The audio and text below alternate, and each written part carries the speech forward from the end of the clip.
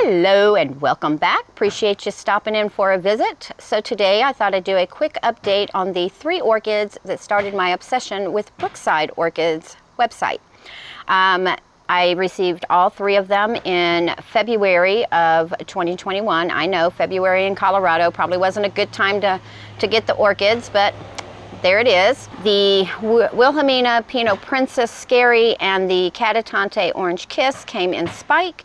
Those spikes survived, they bloomed. I will post pictures of them because they're both absolutely stunning.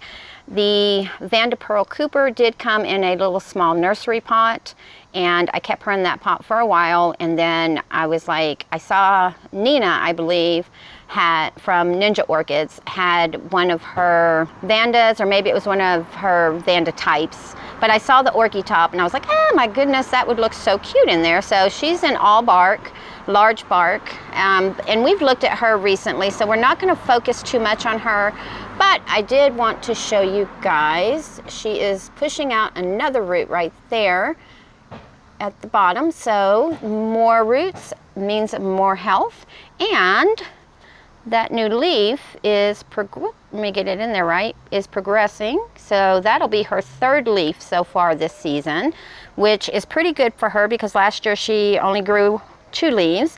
So this year's 3, so maybe next year I'll get 4, and then eventually she'll get big enough and she'll push us out of bloom.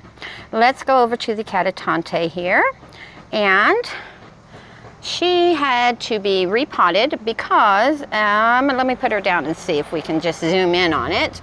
I had to cut off a bulb from right there because it was turning orange and mushy. So ended up having to take her out and repot her because she was looking a little sad. And this growth right here was pushing out new roots and has continued to grow. Now, if she'll bloom for me, I don't know because of the stress of the repot and then of course cutting off a piece of the orchid. But the previous growth that grew for me, which was this one here, did bloom for me this year. And I'm not expecting her to bloom for me, but if she does, I'll be over the moon. But she should bloom for me in 2023, well, 2023, 2024. Pinot Princess, Wilhelmina Pinot Princess, mouthful there.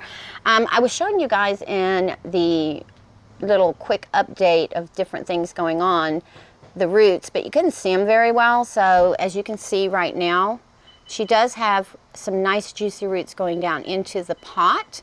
And this orchid here, if you ever decide to get her, if you do have her and don't know, she grows her roots about this stage right here. This is when she starts growing her roots. Once her leaves are done, then she shoots out those roots. So I was waiting for those to take her out because she was just wobbly in this pot.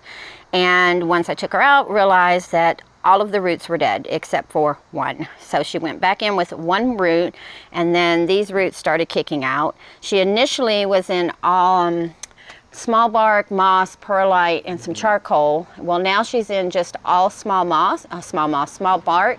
And I do have some large bark down here to kind of make this a more shallow pot so that it dries out a little bit quicker to give the extra airflow down here.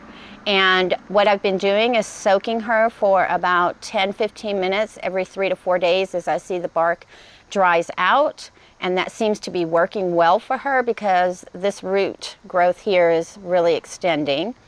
And this right here, I'm trying to figure out why she starts getting this rust look prior to senescing the leaves.